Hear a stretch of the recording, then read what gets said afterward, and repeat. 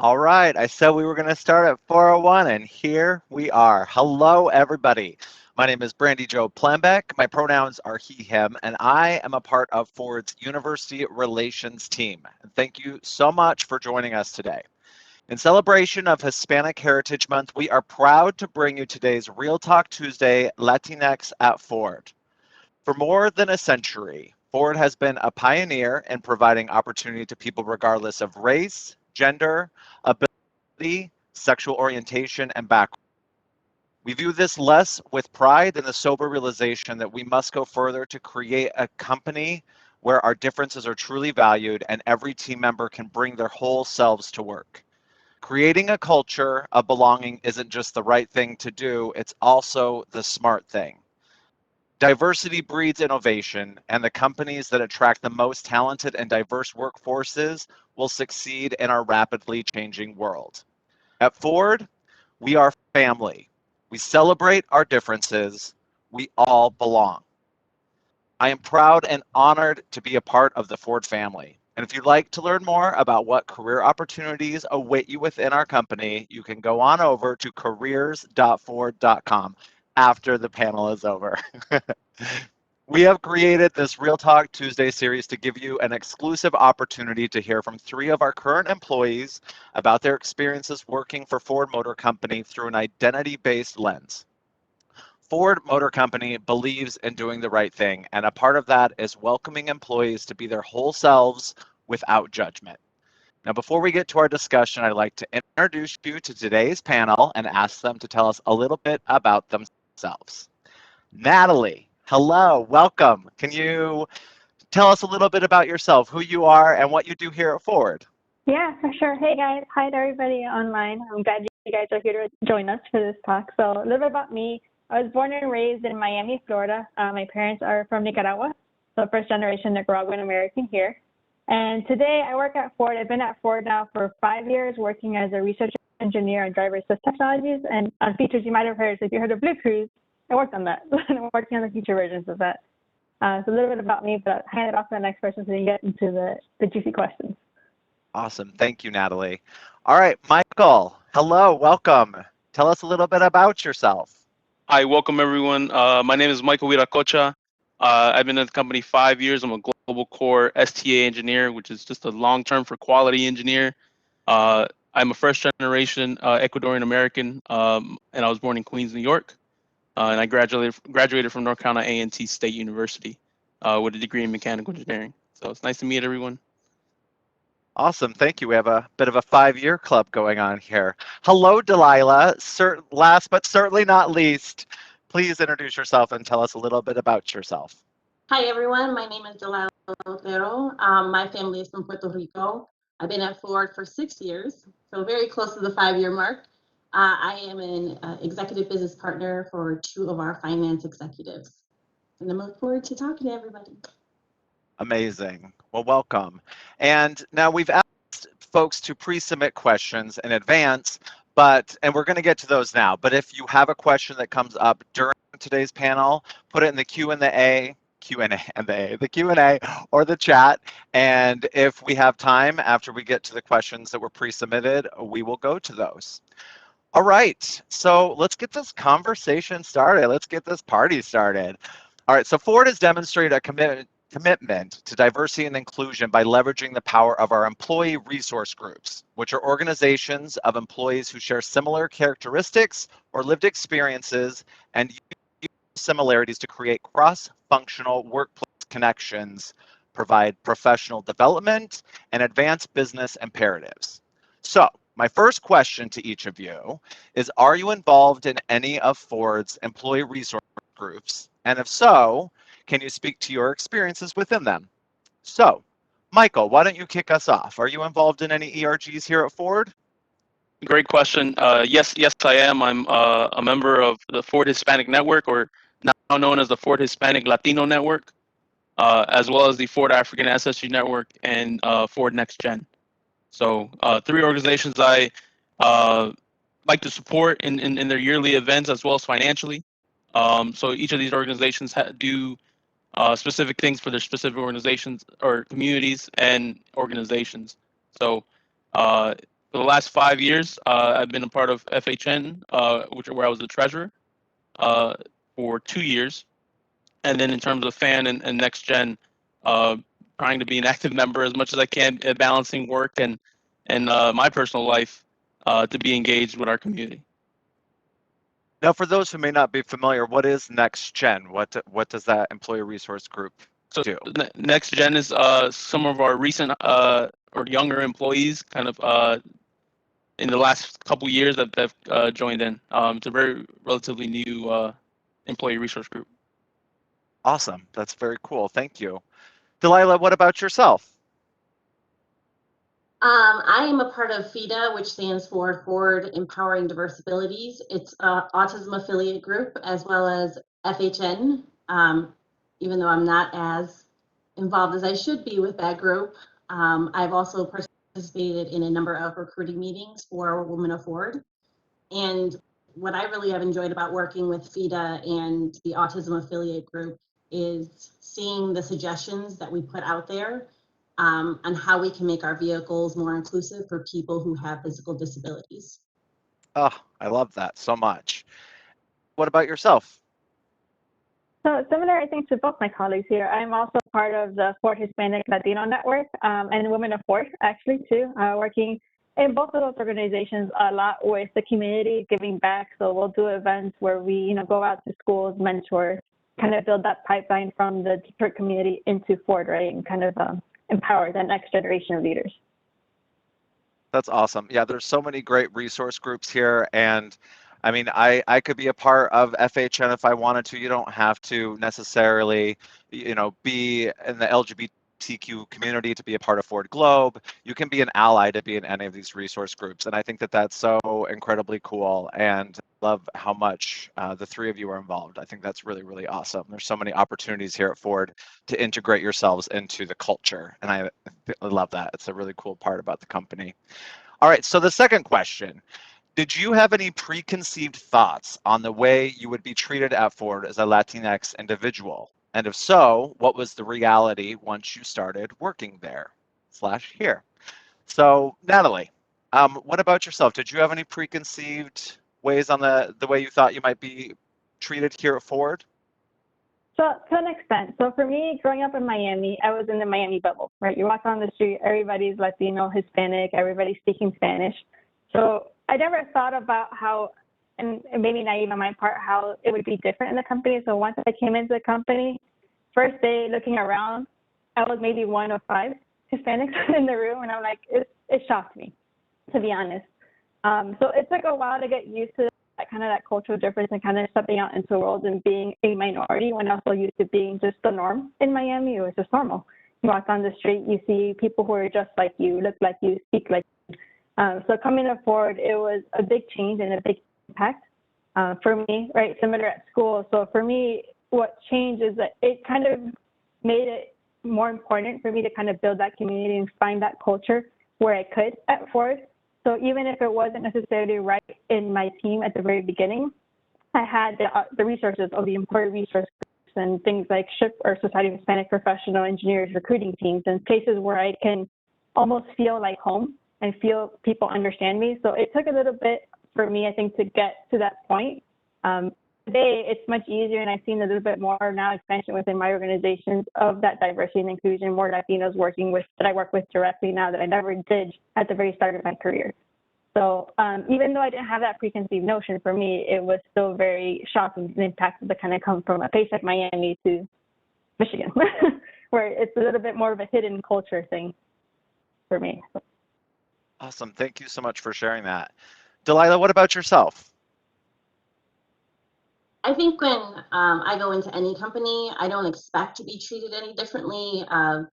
Because of the way I look, people don't automatically know that I'm Latina, unless you're part of our community. I think we can always spot each other.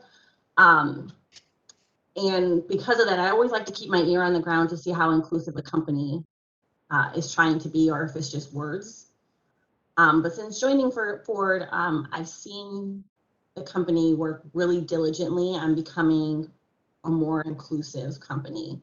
And have been able to participate in a number of meetings where our executives are actually listening to underrepresented groups, which is really nice to know, because sometimes you wonder if they actually care, but the fact that Ford continuously does this makes me believe they want to, spark that change. Exactly. I think it's so important to be heard, and especially from, the people a little bit higher up in the chain. So that is very important. Michael, what about yourself? Did you have any preconceived notions before starting at Ford on how you might be treated in this company? I preconceived notions pertain to overall going into corporate America rather than specific to Ford, because I think we do share, similar organization schemes and whatnot. But for me, while I was born in New York and in Queens specifically, with a high population of Latinos and African Americans, when I moved to the South in North Carolina, that kind of all changed. And the notion of that, where you have to work twice as hard just to only get half the way of some of your peers, became kind of eminent through my high school, college career, and even in internships, where sometimes people make you feel like you are the diversity candidate rather than I'm qualified and I just happen to be diverse, right? So those preconceived notions through my internship experience kind of it became when I was looking for a full-time job. But when I got here, um, while I won't say Ford is perfect, I think they're doing a lot of great work to move the needle in diversity and inclusion and belonging, right? And some of the works are led by our employee resource groups, which I didn't know what they were, because none of the internships I had even had employee resource groups in those companies, right? So coming to Ford and seeing that was great, and seeing that they've been around, at least the Ford Hispanic Network, since 1992. So we almost 30 years, right? So, or above 30 years. And for me, like Natalie mentioned, SHIP and NSBE, National Society of Black Engineers, Society of Hispanic Professional Engineers, professional organizations that have a good working group here at Ford, made it feel like home. And 5 years later, I'm still here, right? So I do appreciate a lot of the work that's being done to move the needle. Thank you so much. I appreciate that.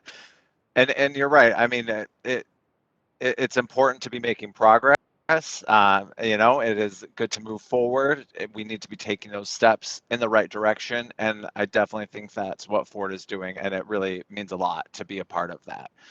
All right, let's move on to the next question, which is Ford believes in doing the right thing. And part of that is encouraging employees to come to work as their whole selves. I mentioned that a few times so far during this panel.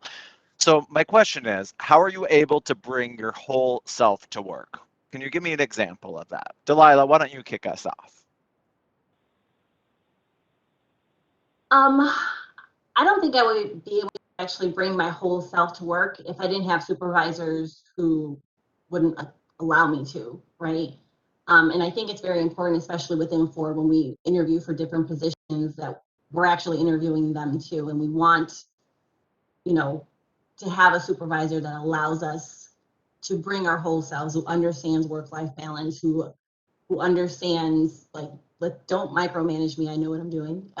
And I have been lucky to have a handful of supervisors in the years that I've been at Ford who have embraced the values that I hold, and allow me the space to ask the hard questions, even though it makes people uncomfortable, because they don't see things maybe how I would see things as a Latina, right? So they allow me that space to ask those questions without being like, don't say. And you're right. That's why you're always encouraged to ask questions at an interview, because yes, you're interviewing to be, brought into this company, but that interview is kind of a two-way street. You want to make sure this company is right for you. And that's why we always ask those questions in an interview, because you want to know, is this company also right for me? So I love that you mentioned that. Michael, what about yourself? Is there an example of how you're able to bring your whole self to work here at Ford?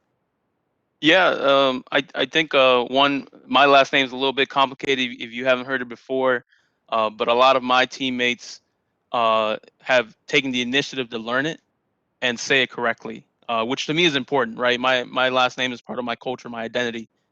So when you say Guiracocha and you say it right and don't say it wrong and then just keep it moving, it means a lot to me, and it makes it coming into work a lot more. It makes it feel a lot more inclusive. But also in my work, I work with global teams, and knowing Spanish with my teams in Mexico or other Latin American countries, I talk during the whole meeting in Spanish, and as long as everyone can understand Spanish, then we can actually get the work done. And to me, having the ability to do that is incredible, because I get to practice Spanish, because I speak a lot of English everywhere else, but it also reminds me of home a little bit. Being able to, in my home, we only spoke Spanish. So having that ability to do it makes me feel a lot more comfortable, and that people are understanding of our different cultures. That's amazing. Natalie, what about yourself? So I think similar to Delilah and Michael too, it's I think about creating that open environment, and I think we also take a part in that. It's like, as I ask questions to other people, oh, how was your weekend? Also being open about sharing my own life and experiences with the people I work with. Because coming into work, it took me a while to really get here, because at first I was like, well, there's my work life and there's my personal life. There's are two very different things. You don't mix them. So it was important in this team now, my supervisor has made it very open so that I can come in and tell him about my weekend, tell him what's going on. And he'll ask me questions too. So it's not a very much like, hey, how was your weekend? And kind of leave it at that. It's also, I think, about opening up myself to my team and sharing the culture thing. So, I mean, every single trip I go to Miami, I'll come back with Cuban pastelitos, which I'm sure you guys know. For me, it's the bomb. So I'm like, this is something, part of the culture. I'll share it. I'll bring it to the team, and everybody always embraces that thing. On our work trips too, we'll make it a point to stop at these different, culturally different restaurants that the team is a part of. So we've been to Hispanic restaurants, we've been to Indian restaurants, a whole bunch of different things to make sure that we all kind of share in that cultural identity that we have across the team. I love that, because food is a huge part of culture. So, and it's good to be open-minded, experience some new things that branch off of what you are used to, and learn some things about how people do things differently, and in regards to food and so many other traditions. I love that. All right, thank you so much. Moving on to the next question, which is, what sort of advice might you give to Latinx folks who might be on the fence about applying to a job at Ford? Michael, start with you. What sort of advice might you give? I'd say one, apply for everything you qualify for. Don't sell yourself short. Obviously, you have the experience and the GPA to meet the requirements. So make sure you don't sell yourself short and get your name out. And I think a second point would be to be flexible, but also know where you want to take your career, right? So make sure you're very vocal about what you want, what you're looking for, because like Brandy Joe mentioned, interviews and the interview process is a two-way street. So while you want to join the company, you also want to know why you want to join it, right? So asking those questions and making sure you tell people really what you're looking for is key to landing a job that you're going to enjoy for the next several years, or however you want it to be your career in, right? Exactly. It's something I tell students often is, check out our website, see where your passions and your skills align. And we encourage you to apply for as many of those positions as there are that meet that. You don't have to come in and just apply to one job. If you see 5 that really feel like a perfect fit, apply for them. We highly encourage that. But yeah, see where your heart really is. And the great thing about Ford is you have the opportunity to move around. You have the opportunity to ask questions, to shadow, to learn more about other positions outside of your own. And it's a really cool opportunity here. You can do that no matter what role you're in. Delilah, what about you? What sort of advice might you give to Latinx folks who might be on the fence about applying for a job here at Ford? I think for me, I'm very big on this, like, values having to meet up with your own, right? Because it's very hard to join a company and you're reading their mission statements and you're like, so you really want to make sure that our values here at Ford match your own. And I think if you're looking for a company that's wanting to make the necessary changes when it comes to diversity, equity, and inclusion, we're actually making those steps in the right direction. and to kind of jump on what you two were talking about a minute ago is, you know, apply to everything. And I think, you know, in our cultures, if we look at a job, right, and we're reading the requirements, if we don't apply to every single thing verbatim, we're like, I'm not going to apply to that. And that's usually not the case for other people outside of our culture. So, you know, give yourself a little grace. I mean, try, why not? Because a lot of times, you know, you could really excel in where you think you might not be able to do one small thing, so you don't apply. So definitely don't sell yourself short. That's right. Believe in yourself. I love it. Natalie, what about yourself? Do you have some advice that you'd give? Yeah, so I say definitely do the research on the company. I think same, right? You have to make sure that your values are heard, right? You want to be a valuable part of the company. You don't want to be another number or another check. Similarly, right? And that brings up the point. You can make connections before, right, with the people at Ford. Asking you, hey, can I meet a Latino employee at your company? What is it like to be a Latino employee at Ford?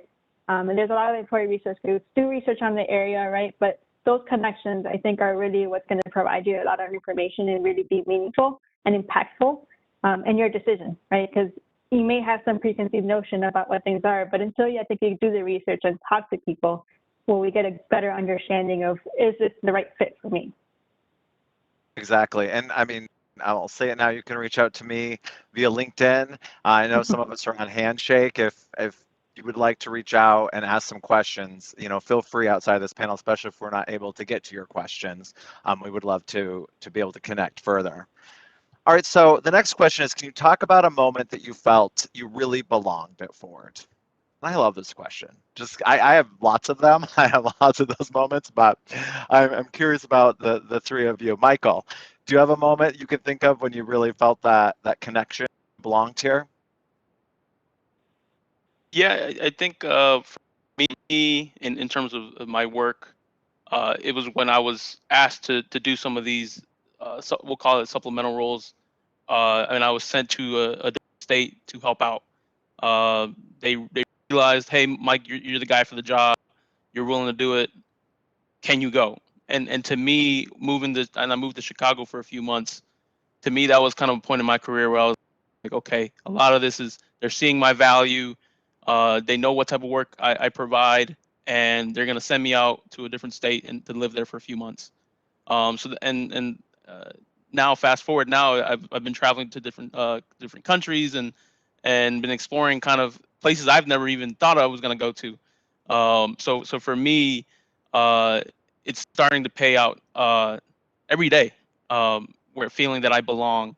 In terms of kind of more maybe on a personal side, really the first time I interacted with the Ford Hispanic Network, or now known as the Ford Hispanic Latino Network, uh, it was really seeing people just like myself coming from first generation families or even second or third, but they've all had their own story about being Latino and their own identity, and seeing that and sharing moments how we're providing for the community. Uh, on a yearly basis, on a daily basis, to me that really made me feel like I'm doing the right thing here at Ford, and Ford really cares about my community. That's awesome. Thank you. Natalie, what about yourself? So similar. I think for me, I've been in the research engineer role now for 3 years. So I think for me, it was early on being given the opportunity to lead all the systems work for the features that I'm working on, kind of spoke a lot to like how I'm viewed, right? All the work that I'm doing is good. They appreciate the work I'm doing, and I think that I still have much more capacity to handle, you know, going from one feature to what feels like 6 now, right? So I think in the work-wise, it's being recognized for that work that I've been doing, that, you know, I can do this and I'm doing it well. So, you know, giving more responsibility. That point made me feel like I really belong here and I'm a valuable member of this team. It wasn't just a belonging, but being seen as a valuable portion of this team, not someone that you want to just let go, right? And I think personally, on the personal note, it was partially with the Ford Hispanic Network. They made me feel like home quickly. On the work team, it took a little bit to find that right combination of supervisor and employee, right? I think with my last team, I've been very grateful and very appreciative of the team setup we have. We're all of different cultural backgrounds, and it's very been open to share from the very beginning. And I think my supervisor has been good about creating that environment to make it comfortable for everybody to bring that cultural and personal aspect and who we really are to the table, and kind of using that to hone in our skills as well. I love that. Delilah, what about yourself? Do you have a moment or moments that you felt you really belonged here? Oh, sorry about my dogs. Bring your whole self to work. I was just waiting for that to happen. I'm like, please behave. I actually remember a couple as well. One that comes to mind is I remember sitting in a brainstorming session with a former team that I was on not that long ago. We were working on an employee experience prototype, and I'm always a bit apprehensive when I'm in a meeting because I don't want to challenge people and I don't want to provide my suggestions because I'm always worried that people are going to knock them down. But because I'm neurodiverse, there was a moment where I thought to myself, I know these people in this group. They make me feel very comfortable that I was okay providing my input without waiting for whatever negative outcome that I thought was going to happen. And I think it's super important because I am neurodiverse that I those differences because people aren't seeing things the way I'm seeing them, especially being that and being Latina. And I think also, like my other two panelists mentioned, FHLN, I'm learning. The first time I went to a meeting, it was just an instant like, oh, and I know we're from different backgrounds, but it's just something about it feels like family, right? So I unfortunately am not fluent in Spanish. I understand it better than I speak it, but it felt like home, right? And it was nice to see and be around people who are like me, who understand some of the struggles that, I have faced. Awesome. Thank you so much for sharing. I love all those answers. I mean, Ford, it does feel like home. Many of us are working here. All right, the next question is, what was the biggest deciding factor in you accepting your role at Ford? Natalie, why don't you kick us off? So for me, similar, it was the values, right? It was, I think, the technological values as well as the value in the culture. I've seen a lot of the work that Ford has been doing in the community before I decided to come here. So it was that care. It's not just that, hey, we're going to make cars and make the most money. It's we're reinvesting into the community that we're building up around here was a big part. But separately, I think it was also on the technical side. Ford really does like developing a lot of their technologies internally, which I thought was going to be a cool opportunity for me to come in and make my impact as an engineer that way, right? And as well with the rotational program that Ford has to offer, it gave me the chance to really figure out where I belong. Because as a college grad, I'm like, cool, I have a mechanical engineer's degree, now what? This can mean 1,000 million things in the work industry. So Ford really giving me that chance to try out different things and finding where I truly belong, where I felt like I belong as, as an employee, but also where I felt my skills make the most impact was top deciding factors for me to come over to Ford. Awesome. What about you, Delilah? What was a deciding factor in accepting your first role at Ford? I really like the idea of us being able to, leave a skill team and go on to another team, right? So it's not, I think what happens within other companies is that people get bored, right? They're there for 7 years doing the same job over and over again. And we actually have the opportunity to kind of move around. You can stay in your skill team and move on to another part of that skill team, or you can move, onto another place. I've done that. And to me, that's great because one, it continues to allow me to learn things within the company. Right now I'm in finance. Random for me. But I'm learning things I didn't know before about finance, which I think is great. And it just allows me to, develop myself as a person, as a career woman on the different things I can do within the company. So that was definitely a big factor for me choosing Ford. And I love it because we were able to briefly be on a team together over, I think it was, I don't know, maybe a year ago or so, but we had the opportunity to work close with each other, and that was pretty cool. I loved it. Me too. Michael, what about yourself? What was one of the deciding or the few deciding factors in accepting your first role at Ford? Yeah, I think for me, what was mentioned was a fast-paced environment, which is definitely the case here in the automotive world and how we launch our vehicles. Also, the opportunity to travel. So prior to even coming to Ford, the only places we traveled maybe to a different city in the same state. So coming here, multiple states, different countries has been uh, an awesome opportunity that I didn't imagine would happen. But then I think on a final point for me was really financially. The offer was very competitive compared to the other offers I received, and to me, coming from a first generation household, that first college graduate, I needed money. So coming to a place that was willing to pay for that skill set very competitively, and then also exponentially grow after has been was the reasons why I chose to come here. Now, you've mentioned traveling a couple of times. Where are some of the places you've traveled to from within the company? Yeah, so I just recently got back a few weeks ago from Mexico.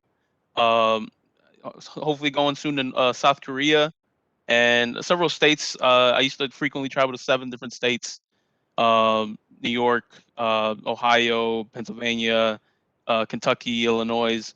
Uh, I've got the and I've had 6 different roles in the last 5 years. So each of those roles came with different movements and different areas to go explore. So it's been a different experience. That is awesome. You are indeed a world traveler, which sort of leads into our next question, which is what different roles have you had during your career here at Ford? I know all of you have sort of briefly touched on this, but if you wouldn't mind explaining just in a little more detail to give us an idea of the different skill teams and the different roles you've had, that would be awesome. Michael, since we were just sort of on that, I'm going to have put you on the spot and have you keep going and tell us a little bit about some of your different roles you've had. Yeah, of course. So I'm, like I mentioned in the beginning, I'm an STA, Supplier Technical Assistant. It's a subgroup in the purchasing organization or department. So there's different, even more subgroups under STA. So I started off in launching the 2018 Lincoln Navigator and Kentucky Truck. Then I went to Site STA, which is where I did a lot of my traveling, uh, moving from state to state or traveling to state to visit different supplier partners. Then moving on to what we call resident STA, working on the warranty for several vehicle lines, and that's where I went to Chicago for our Chicago assembly plant, the Flat Rock, the Michigan assembly plant, and then as of recently, Global Core STA, which is a new organization where we work with sourcing and the development and industrialization of our suppliers. So working with new technologies, I'm in the electrical group, working on modems and heads-up displays. So a lot of roles, but based on what I've been able to communicate to my management, right? Driving my career, this is where I wanted to go. I didn't know I wanted to be an electrical engineer when I graduated, but I decided that that's the way to go. So, and now I'm here. That's exciting. You have had a lot of exciting opportunities. I love it. So, Natalie, I'm going to kick it over to you. You have mentioned you came in as a Ford College graduate, correct? Yes, You mind correct. talking a little bit about what that program is and then how you've moved around within the company? Yeah. So the Ford College Graduate is Ford's entry-level program. Really, it's based on rotations, right? So you'll have up to 6 rotations, and we'll say 2.5 to 3 years. It varies, right, depending on department, whether you're product development or someone like Michael, who's STA, Supplier Technical Assistance. Each department has their own programs for SCG, but the idea of the SCG program is to, one, give you a breadth of experience so that you can experience different parts of the company and really understand how we make our products, how things work at the company. Or if you're someone who, hey, you might know exactly what you want to do, right? If you want to be a systems engineer, for instance, it gives you the opportunity to really build a depth of skills so that by the time you're kind of done with the program, you are the best engineer you could be, right, with that experience. So for me, I actually came in as a Ford College graduate in research and advanced transmission is what I started out. So my first rotation was doing transmission CAE projects, a lot of computer-based work for transmission products that we were looking into investigating. I did a rotation over in electrified powertrain engineering, doing calibration. So it was a lot more in-vehicle testing and in-lab testing. It was focused on emissions for our power split vehicles. Coming back to research, I did another transition calibration rotation, still doing a lot of vehicle testing, but a different component of the vehicle.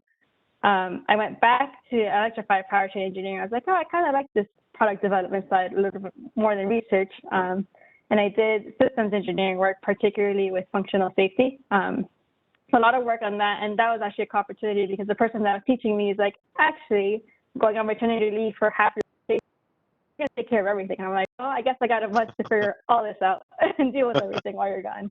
So that was quite an experience. And my last rotation was this current rotation as a research engineer in driver assist technologies, where I actually ended up staying. I didn't want to leave, so I was like, well, it worked out well because I found the perfect home for me. Coming from transmission to driver assist technologies, the technology was very interesting, and it gave me a lot of opportunity to hone in different skills. So today I do a mix of systems work as well as software work for our prototype vehicles. So it's been quite the journey so far, and not what I thought I wanted to be. I thought I was a heat transfer person. I'm like, oh yeah, engine transition, that's where I'm gonna stay, and I'm nowhere near it anymore. So, I love that. You just don't know sometimes, right? But yeah, I do love that about the FCG program. Really gives you an opportunity to try different things out. So Delilah, you have a much different experience. Tell us a little bit about some of the various roles you've had. Yes, I am not an engineer whatsoever. 6 years ago when I came into Ford, I came in as a business analyst for it's VCIC, which stands for Vehicle Component Systems and Engineering. I think they call them something else now. And then from there, I became a HR coordinator for talent, which is what Brandy Joe's team is right now. And I was there for a little over 3 years, which I absolutely loved. There, I was able to lead some of our inclusive hiring programs, for our autism affiliate group and reentry program, which brings in individuals who have left the workforce for 7 or more years and want to come back into work. And then recently, I think about a year ago, I moved over to finance as the executive business partner, as I mentioned, for 2 of our finance executives. So I don't know where I'm going to move on in the next couple of years, but I'm thinking maybe business strategy or probably back to HR, because that's where I'm going to finish my master's in. That's exciting. All right, so now I'm curious, how do you balance your personal life, being family, friends, and your hobbies with a demanding career and a work environment? And Delilah, you have school as well. So this is a great question because I'm sure anyone who doesn't work here is really curious how you're able to have a work-life balance. What is the work-life balance like here at Ford? So Michael, could you tell us a little bit, because you're busy. I see you all over the place in Ford. You're constantly helping out here, helping out there. You are all over the place. So how are you able to manage your work-life balance? Well, I try to keep in the background, so then that way no one sees me. So I just do a lot of background work, and everyone else shines. So, but I think for me, it's really like I mentioned, I think earlier, stating your priorities. So for me, telling people, hey, I have to leave at this time because I need to go do this, or I need to go pick up something for my mom or my sister, whatever, right? Especially in this virtual world, I've been back home, but for me, it's been communicating what I can do and also what I can't do. And I've never had anyone ask me to do things that I can't do at the time. So I think that clear communication is really essential so people can understand what are your limitations, where you can be flexible, and also if I can do it, I'm gonna do it. So for me, yes, I've traveled, but that's because I've been able to fit it in my schedule. But if I can't, then yeah, no, I can't. I got to give up this opportunity. Someone else can do it. So and I've had to do that in my career in the last 5 years, where it's like, no, I can't at this point in my time in my life, I can't move. I have other priorities, and that's kind of where communication is key. So. Most definitely. What about you, Natalie? Have you found the work-life balance here at Ford? That's pretty good. So similarly, setting up the rules to be from very early on, and kind of almost for us in our team, we kind of agreed to these rules, right? Like we have certain days and times where we'll dedicate to a lot of work, right? There's meetings and things you handle, but trying to make sure that we balance out the workload. We do a lot of agile working in our team, so we'll go through and look at, hey, what is our workload for the next 2 months for us, right? We'll balance it out so that we can that home life, right? That's no for us. So it's a lot of that negotiating back and forth, setting up your rules. I'm very much after a certain time, work phone is put away. I need to protect the time I do have after work for myself, for my family, and make sure that I'm dedicating time to those people around me as well. So it's definitely a balance of finding what your rules are, kind of also looking at your volunteer opportunities that you're looking into, right? How much time are you spending on that? How do you balance that amongst the work level? But being open about what you can and can't do, asking for help when you need it, right? More often than not, people are like, hey, I have some time this week. I can help you finish this task. It's not that uncommon for us to do that. So we make sure that the environment's open and make sure that you are working, what you should be working, your 40 hours, but not excessively going over that time. So much is about communication. Yep, I keep hearing that come up. Delilah, what about yourself? I mean, as you just mentioned, you're getting your master's right now? Oh, no, not yet. I will. Not yet. Okay, that's still yet to come. But you are in school right now. So you are juggling a lot of things in the air. How are you able to do it all? And how have you found the balance here at Ford? I had a very serious conversation with my supervisors because it's very different, working for two executives. They are never offline, right? They work into the weekend, well into 9 o'clock at night sometimes, depending on what, was happening. So it's, we had to have that conversation, like, let me know if you send me an email how I know whether I should look at it or if I can worry about it tomorrow or the next business day, or if it's something I need to, look at right away. And so because of that, I am actually able to not worry about if I'm online for school at 7 p.m. that I get an email and I have to be like, hold on, let me check this real quick. And I think too, sometimes, I'll be like, I have a test, please don't bother me during this time. So I think just those communications with your supervisors, as well as, letting people know what your capacity is.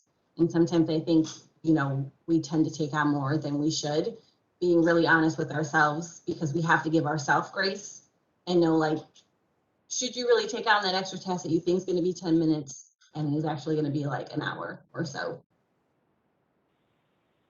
Exactly. All right. Well, we're nearing the end of our time, but I just want to throw out one quick question just for your response. I'm curious, and this was a submitted question. Do you believe that up until now, Ford has met your job expectations?